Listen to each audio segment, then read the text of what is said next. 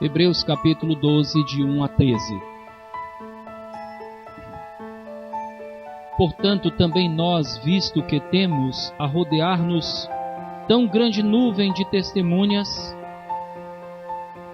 desembaraçando-nos de todo o peso e do pecado que tenazmente nos assedia, corramos com perseverança a carreira que nos está proposta, olhando firmemente para o autor e consumador da fé, Jesus, o qual, em troca da alegria que lhe estava proposta, suportou a cruz, não fazendo caso da ignomínia, está assentado à destra do trono de Deus. Considerai, pois, atentamente aquele que suportou tamanha oposição dos pecadores contra si mesmo, para que não vos fatigueis demasiando em vossa alma. Ora, a vossa luta contra o pecado ainda não tendes, na vossa luta contra o pecado ainda não tendes resistido até ao sangue, e estáis esquecidos da exortação que, como a filhos, discorre convosco.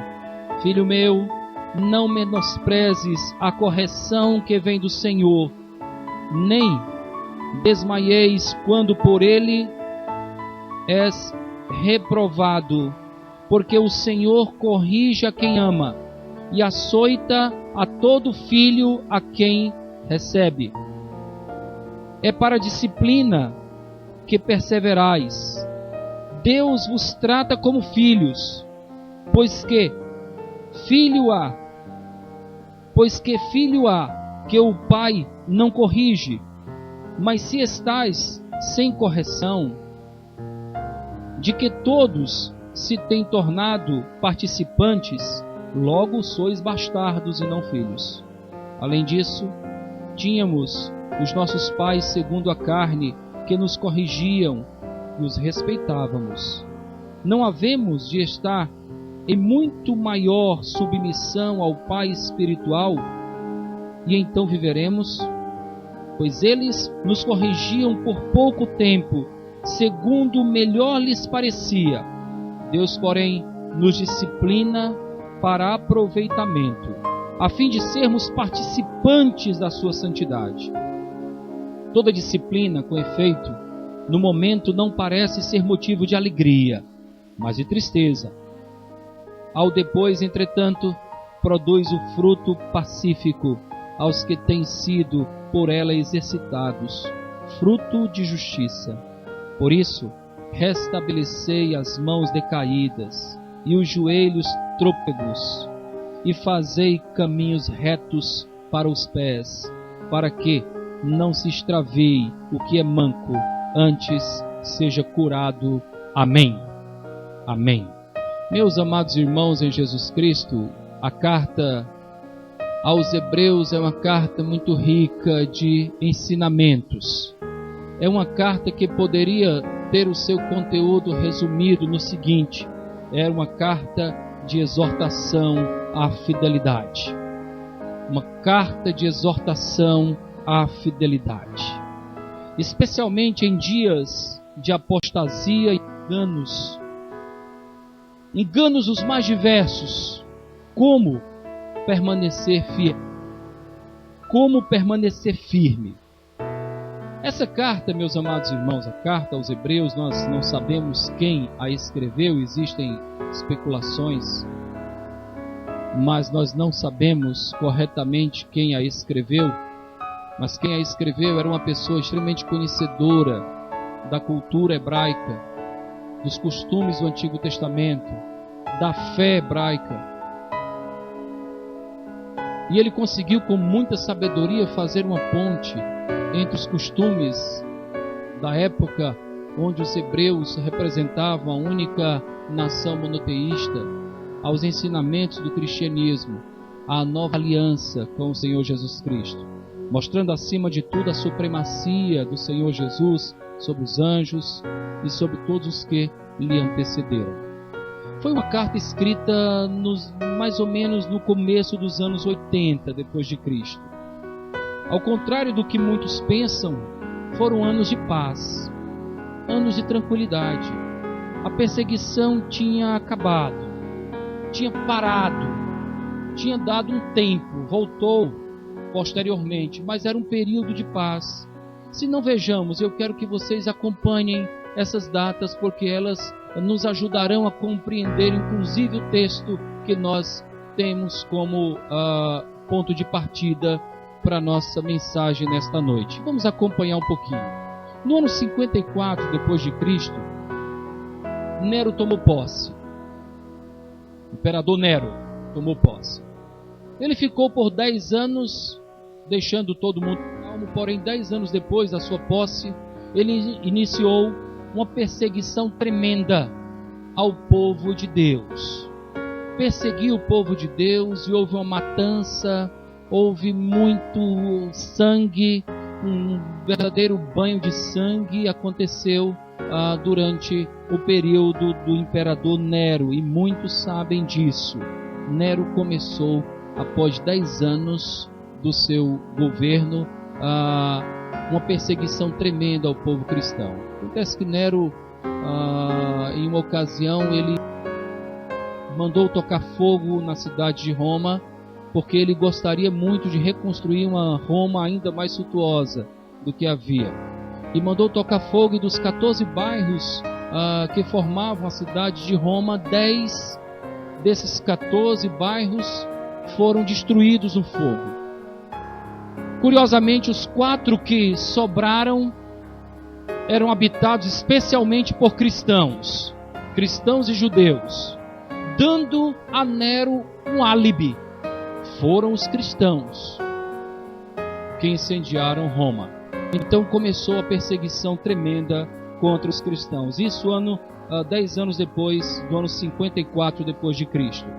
No ano 68 depois de Cristo, Nero suicidou-se. E no espaço de um ano somente, entre 68 e 69 depois de Cristo, Roma teve 3 imperadores: Galba, Otto e Vitélio. No espaço de um ano, 3 imperadores. Depois disso, Vespasiano tornou-se imperador e estabeleceu a paz. Quem era Vespasiano? Era um general do exército romano, homem íntegro, homem sério, e ele assumiu o império de Roma e ele estabeleceu a paz. Essa paz foi dada continuidade por seu filho, chamado Tito. Deu continuidade à paz. Porém, no ano 81 depois de Cristo, e aí é que a gente está chegando no que realmente nos interessa nesta noite. No ano 81 depois de Cristo, Domiciano, irmão de Tito, assumiu o império de Roma. Durante os 10 primeiros anos também houve paz. Porém, depois, no 11º ano, ele iniciou uma nova perseguição. Uma grande perseguição. Ano 81 depois de Cristo. Historiadores dizem que justamente nessa perseguição foi que João se exilou na ilha de Patmos e lá escreveu o Apocalipse. Só para que nós nos contextualizemos desse fato histórico. Eu digo tudo isso, meus irmãos, porque quando a carta aos Hebreus foi escrita, e digo novamente, o cristão vivia uma calmaria, vivia um momento de tranquilidade, não havia perseguição. Volto a dizer, foi escrita mais ou menos no ano 81 depois de Cristo. A perseguição promovida, liderada, capitaneada por Domiciano, só começou em 1 depois de Cristo. Tá certo? Meus amados irmãos, a história confirma que um declínio no fervor religioso ocorre especialmente, mais frequentemente, num período de paz e prosperidade, e não num período de perseguição, e não em tempos de perseguição, e não em tempos de pressão. O período em que as pessoas mais perdem o fervor é quando tudo aparentemente está bom. Eu tenho um bom emprego, eu tenho uma boa casa, eu tenho uma família equilibrada. Eu tenho tudo, tudo está tão bom, que quem sabe até eu nem preciso de Deus. Tudo está tão bom. E há, portanto, um declínio no fervor espiritual. Justamente quando nós estamos vivendo a bonança. Eu não quero aqui perder mais tempo, investir mais tempo falando da história, mas os irmãos sabem que o cristianismo, o período que o cristianismo mais cresceu, foi o período quando os cristãos eram mortos nas arenas. Quando os cristãos eram cerrados ao meio, entregues às feras, queimados vivos, foi o período que o cristianismo mais cresceu. Eu gostaria de expor algumas informações que para mim são o texto que nós temos, capítulo 12. Nós então gostaríamos de destacar algumas coisas antes de fazer aplicações para o nosso crescimento cristão. Portanto, também nós, visto que temos a rodear tão grande nuvem de testemunhas, o autor está se referindo a quê? Pensem comigo. Quais são as nuvens de testemunha? Aquelas pessoas mencionadas no capítulo anterior, os heróis da fé. E você pode ler no capítulo 11, os heróis da fé. Pela fé Abraão entregou seu filho, pela fé isso, pela fé aquilo. E nós encontramos então muitas testemunhas que entregaram a vida pela fé. São as nuvens de testemunhas. Depois ele continua dizendo: visto que temos a rodear-nos tão grande nuvem de testemunhas, desembaraçando-nos de todo o peso e do pecado que tenazmente nos assedia. O que é isso? Meus amados irmãos, as competições atléticas da Grécia serviram de analogia para muitos textos do Novo Testamento. O que é que ele está falando? Ele está falando acerca, fazendo um comparativo, a carreira dos atletas. Os atletas, na verdade, existem duas interpretações, ambas são bem oportunas. Os atletas carregavam pesos nos pés quando estavam em treinamento, tá certo? Para que no momento da competição eles tiravam os pesos e assim podiam correr melhor, mais leves. E há também uma outra interpretação que também é perfeita, mostrando que os atletas da época corriam com as roupas mais leves possíveis. Poucas roupas e não muitas roupas, porque pesava. E o autor então, da carta aos Hebreus coloca isso em paralelo para a nossa vida espiritual. É necessário tirar o peso para correr melhor. É necessário tirar um pouco daquilo que nos é pesado, para que possamos correr melhor, para que possamos ter uma melhor carreira, para que possamos ter um melhor desempenho nas nossas lutas. Disso o autor está falando. Mas a gente vai continuar e ainda falaremos um pouquinho sobre isso na aplicação, tá certo? Ele diz: e também do pecado que tenazmente nos assedia. E como isso é interessante. Quando é que eu sou?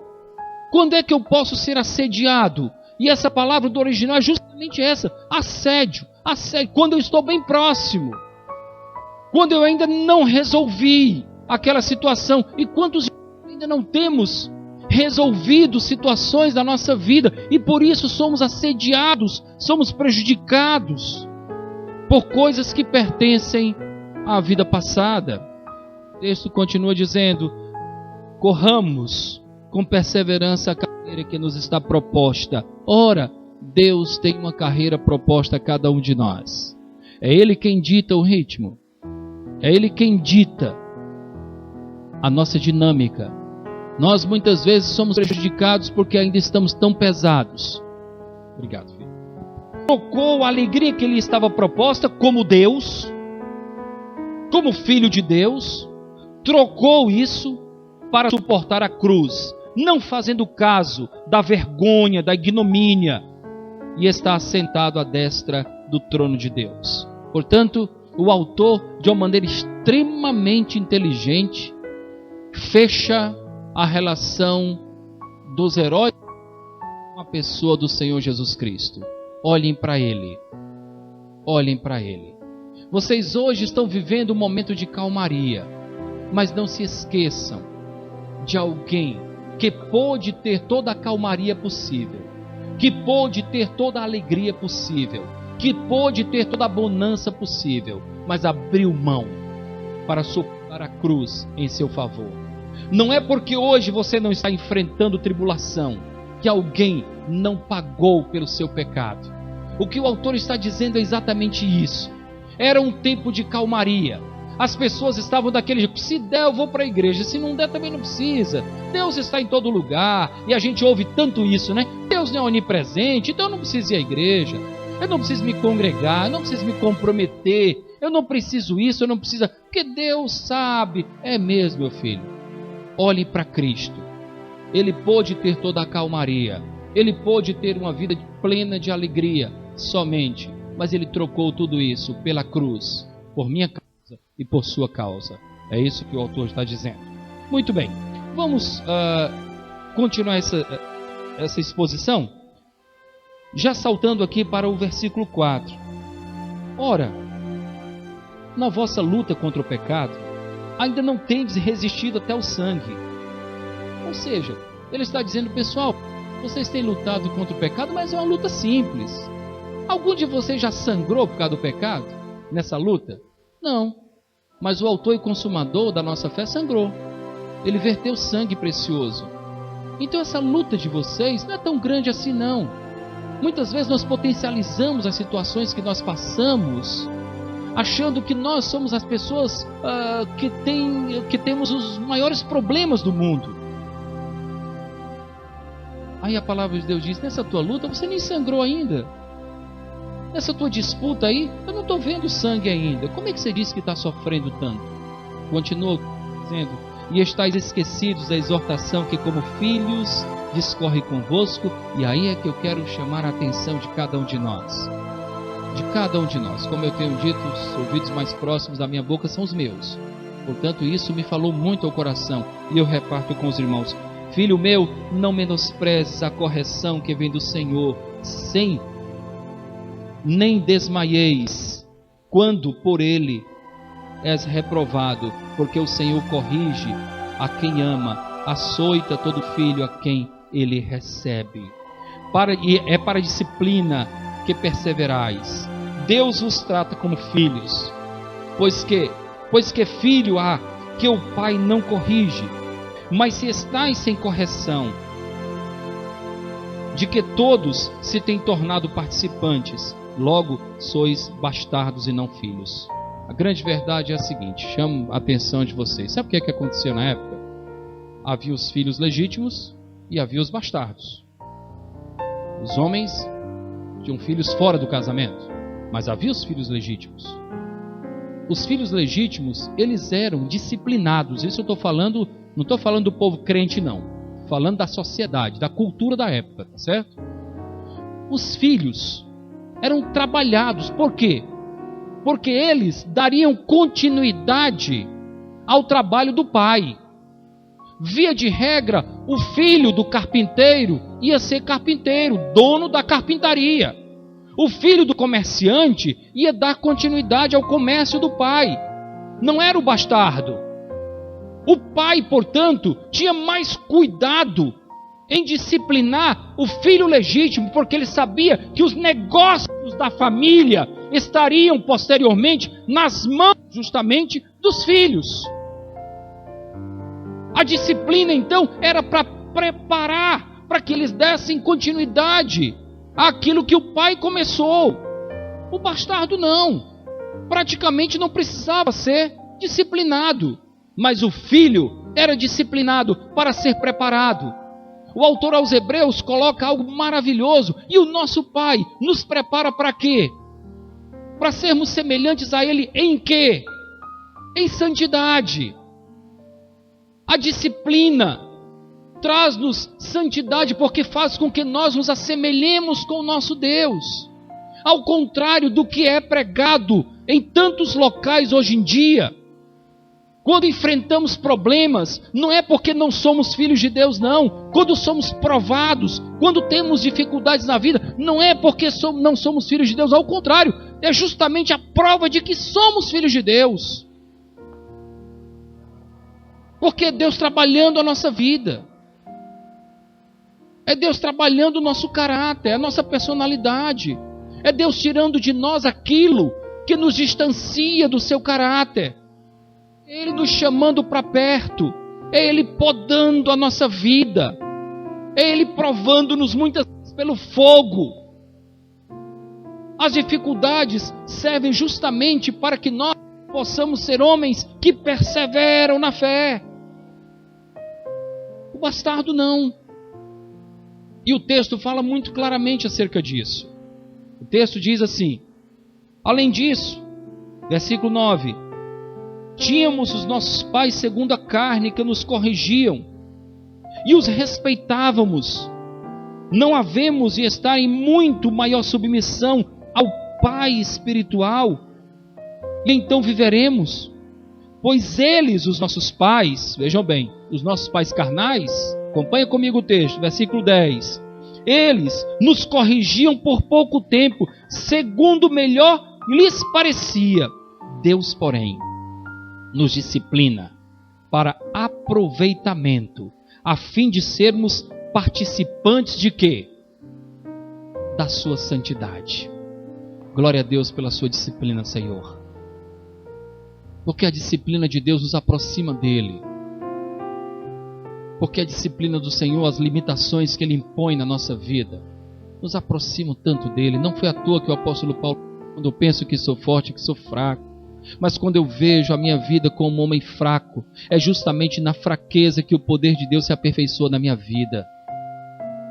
Deus só poderá ser visto em mim na minha fraqueza, porque Ele é tudo para mim. É Ele quem é a minha força e não eu mesmo. Isso o texto está dizendo. A disciplina é para que nós aprendamos a nos identificar com Deus. Muito bem, meus amados irmãos, eu vou dar uma parada aqui na exposição, apesar de ficar tentado a observar tantas coisas, porque Deus também pôs no meu coração algumas aplicações objetivas, para que haja um crescimento na nossa vida. O que isso tem a ver comigo? Alguém pode estar perguntando. O que isso tem a ver comigo? Pode ter muito a ver, porque a palavra de Deus é uma fonte inesgotável, porque a palavra de Deus é mais atual que o jornal de amanhã, porque a palavra de Deus nunca fica velha, porque a palavra de Deus tem sempre algo atualizado e contextualizado para cada um de nós. Algumas aplicações, queridos irmãos. Primeira, o peso deste mundo muitas vezes nos embaraça. Como somos embaraçados? O versículo 1 fala a respeito disso. É necessário se desembaraçar de todo o peso e do pecado que tenazmente nos assedia. O que lhe tem pesado, meu irmão? O que me tem pesado nesse mundo? É de fato algo essencial para a minha vida, porque eu tenho andado dentro de um ritmo tão pequeno, porque o meu ritmo tem sido tão medíocre na minha caminhada cristã, porque tenho me visto sempre caindo nos mesmos erros, nas mesmas falhas, porque tenho me distanciado tanto de o que tem pesado tanto na minha vida. Ao longo do meu tempo de ministério, já passo aí 24 anos como ordenado, e mais 3 liderando a igreja como seminarista. Como eu tenho encontrado pessoas que se distanciaram de Deus porque valorizaram tanto as coisas deste século. Recentemente fui visitar, digo essa semana que terminou ontem, fui visitar uma família muito esteve conosco em tempos idos, com toda a família, acompanhando o trabalho de Deus, amando, demos Bíblia para cada um deles. E ele ligou para mim, na verdade mandou uma mensagem durante o período do carnaval, dizendo que a sua filha de 18 anos tinha saído de casa. E eu não sei, porque eu fui tentar monitorar, mas ela destruiu até o chip para que nós não soubéssemos onde ela está. E eu fiquei me lembrando e amavelmente, porque a verdade precisa ser dita, mesmo que seja dura. E eu dizia, meu irmão, quantas vezes nós falamos que o melhor lugar para você e para sua família era na casa de Deus. Na época de dificuldade ele estava conosco, mas ele começou a melhorar e ele comprou um barco. E ele trocou Jesus pelo barco, porque ele dizia, o único dia que eu tenho é o domingo para curtir o meu barco. E o barco não impediu que ele praticamente perdesse a sua filha de 18 anos. Estão todos muito mal. Qual é o peso que você precisa se livrar, meu irmão? Qual é o peso? Paulo diz que nós devemos nos esforçar das coisas que são pesadas, mas simplesmente a carga espiritual que Deus propôs para cada um de nós, meus irmãos. Acredite, sei do que estou falando. Também sou homem como qualquer um de vocês. Também tive uma juventude. Também me deparei com a mesa de Satanás posta diante de mim, que aparentemente era extremamente deliciosa, aprazível aos olhos. Mas o Senhor me livrou. E hoje eu dou muitas glórias ao Senhor, porque Ele me preservou no seu caminho. O que é que tem sido pesado para você? Tire esse peso, porque Deus tem uma carreira para a sua vida. O peso deste mundo nos embaraça, nos atrapalha, não impede que corramos adequadamente. Segunda aplicação. Guarda comigo isso aí. Segunda aplicação, ainda versículo 1, a parte B. O pecado não confessado e perdoado representa um peso que impede que corramos a carreira proposta por Deus. Quando o pecado não é resolvido, quando a situação pendente ainda permanece, ela nos assedia constantemente. O pecado não confessado e perdoado impede que nós corramos do ritmo certo, na dinâmica adequada que foi proposta pelo nosso Senhor. É tempo de se livrar disso. É tempo de confessar. É tempo de pedir perdão. É tempo de viver como alguém que de fato foi perdoado. É tempo de ver no derramamento do sangue do Senhor Jesus Cristo a possibilidade do perdão para todo o pecado, de termos uma vida nova com Ele. É a bênção que está diante de nós. Tantas vezes nós carregamos coisas que não precisaríamos carregar. É o peso do passado, é o sentimento de culpa, são enganos. Apresente a Deus. Tem um hino do cantor cristão que diz assim: ó que paz perdemos sempre, ó que dor no coração, só porque nós não levamos tudo a Deus em oração. Apresente em oração tudo. Confesse o pecado, meu irmão. Peça perdão a Deus por cada um deles. Porque enquanto ele estiver debaixo do tapete da sua vida, ele estará lhe assediando. Lhe assediando. Terceira aplicação, irmãos, quando olhamos para Cristo, os versículos 2 e 3 nos mostram isso. Quando olhamos para Cristo, ignoramos as circunstâncias e permanecemos firmes e constantes.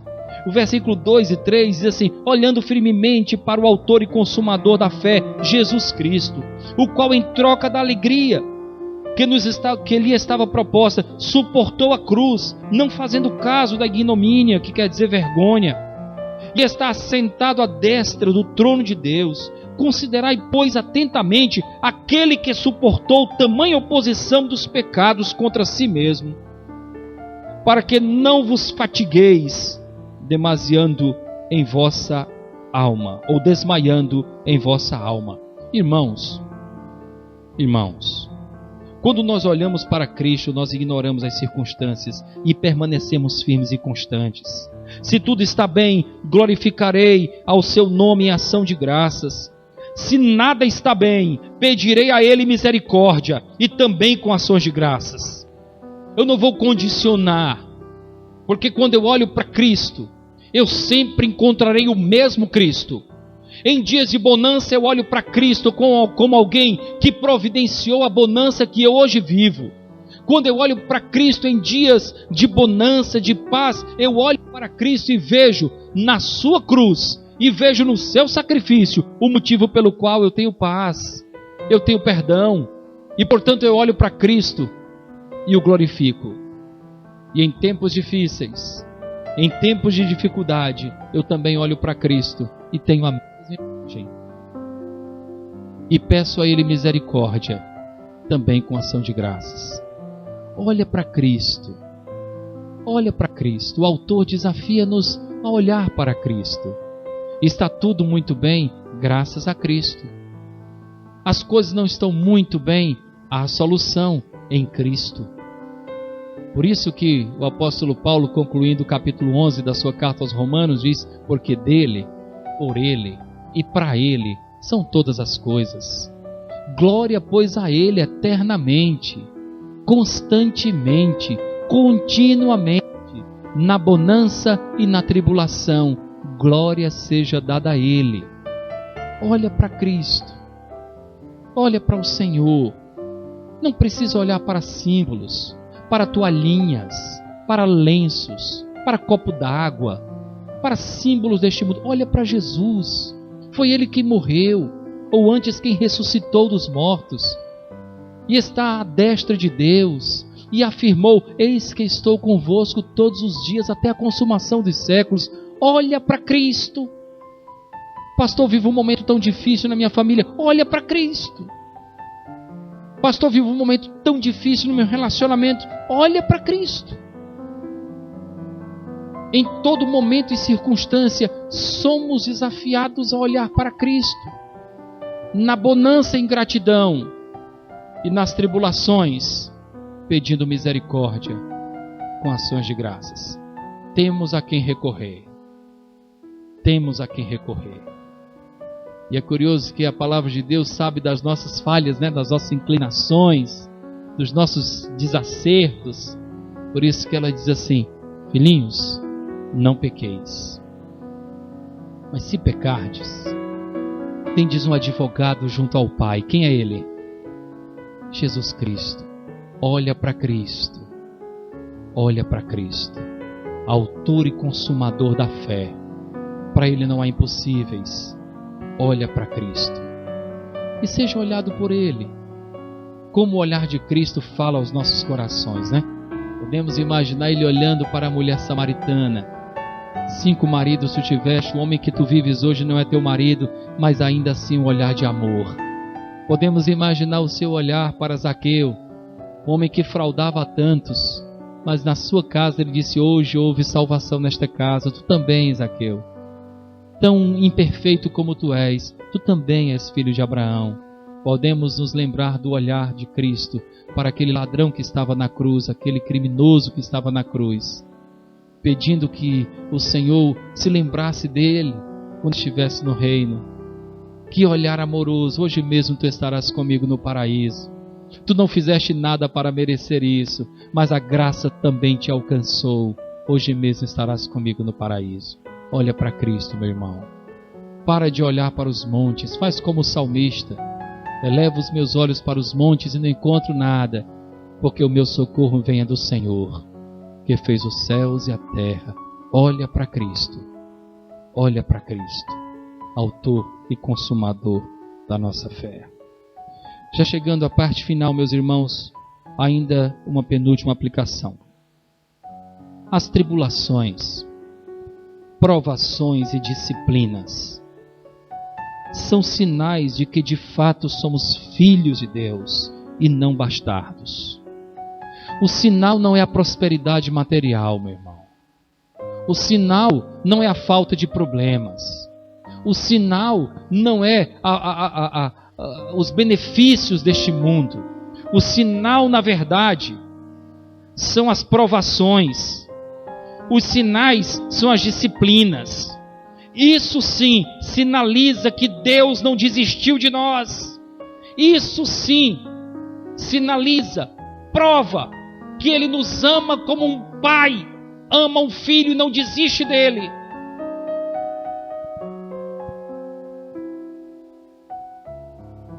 O pai,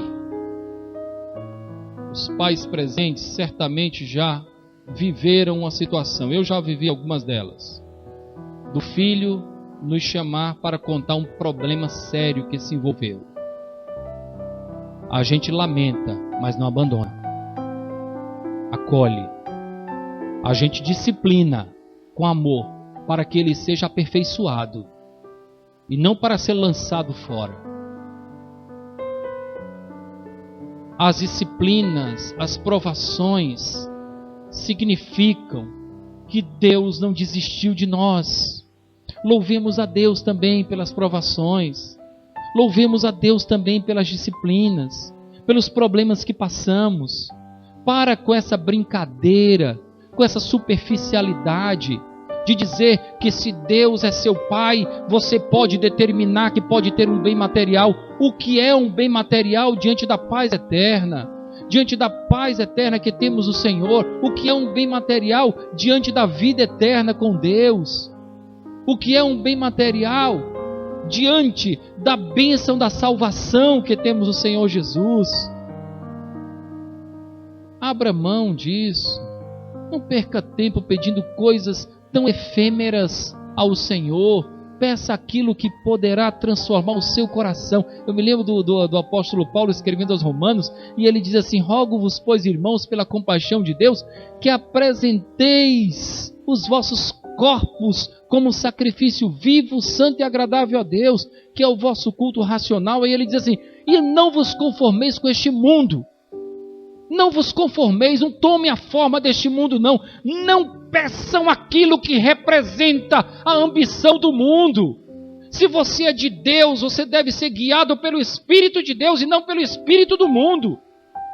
Se as suas ambições são semelhantes às ambições daqueles que não conhecem a Deus, que diferença há?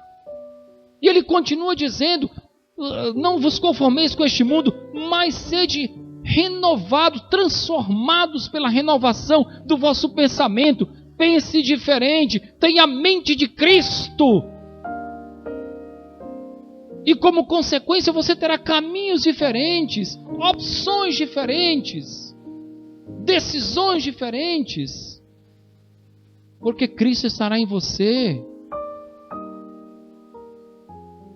Hoje em dia, como isso tem sido banalizado, eu quero pedir a Deus só coisas para este mundo. Não confiamos adequadamente a Deus a nossa vida, aquilo que corresponde aos nossos anseios. Nós falávamos no estudo da segunda-feira acerca de algo tão significativo. O Senhor Jesus Cristo disse que aquilo que pedirmos em seu nome, Ele daria. E o que é pedir em nome de Jesus, pessoal? O que é pedir em nome de Jesus? Muita gente diz assim: pedir em nome de Jesus é só que Ele intermedia. Não, não é só isso não. Nós temos que, já que eu vou pedir em nome de Jesus, eu devo pedir algo que seja também do interesse de Jesus. Também do seu interesse.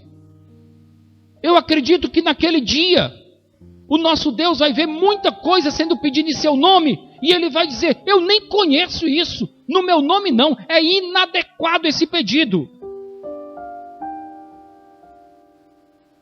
Um exemplo muito claro, eu sei que bem simples, mas quando nós construímos esse templo, o mestre de obras, eu levei lá na casa de construção do Leitão, e disse assim: Leitão, olha, o que ele precisar, pode pedir em meu nome. Então ele chegava lá e pedia cimento no nome do pastor Edson, porque ele sabia que era do interesse do pastor Edson que a igreja... Você imagina se ele chegasse lá e pedisse um maço de cigarros em nome do pastor Edson? O Leitão que me conhece vai dizer assim: rapaz, nada tem a ver com o pastor Edson aí. Se ele chegasse lá e pedisse 1 litro de aguardente, olha, nada tem a ver, eu não vou te dar não. Assim também, se vamos pedir a Deus no nome de consideremos a importância do nome de Jesus. Isso vai engrandecer o nome do Senhor. Isso realmente Jesus pediria, porque eu estou no seu nome. Avaliemos o que estamos pedindo. As provações e disciplinas que passamos sinalizam de que somos filhos de Deus e não bastardos. Significa que o Senhor quer que nós participemos da sua santidade, irmãos. E para concluirmos, nós queremos dar a última aplicação. Deus nos disciplina para que, de fato, nós nos assemelhemos com Ele. Ele deseja que participemos da sua santidade. Ele deseja que produzamos frutos espirituais. Ele deseja que produzamos frutos de justiça. E nós precisamos colocar a nossa vida diante do Senhor. E nós precisamos entender que aquilo que Ele faz por nós, faz por amor, faz como um Pai amoroso. Eu quero concluir somente lendo os versículos 12 e 13, que também me falam ao coração, para que você leve para a sua vida. Por isso, restabelecei as mãos decaídas e os joelhos trôpegos. O que é que o autor está dizendo? Era tempo de calmaria. Era tempo de paz. Não havia perseguição. Mas as mãos já não mais se levantavam. Mas os joelhos estavam trôpegos para a carreira cristã. E fazei caminhos retos para os pés, para que não se extravie o que é manco, antes que ele seja curado espiritualmente, e deixe de manquejar espiritualmente, e tenha uma trajetória adequada, reta. Deus espera que nós nos restabeleçamos de nossas recaídas espirituais, que caminhemos de uma maneira reta, que os que manquejam na vida espiritual, que sejam curados pelo poder que só há no sangue do Senhor Jesus Cristo. Amém? Amém, irmãos? Amém, né? Meu desejo é que você tenha encontrado a verdade da palavra de Deus nesta noite. Que você guarde essa mensagem, não aquilo que o pastor falou, mas especialmente aquilo que Deus falou ao seu coração. Aquilo que o Senhor falou ao seu coração, isso é mais significativo. Amém.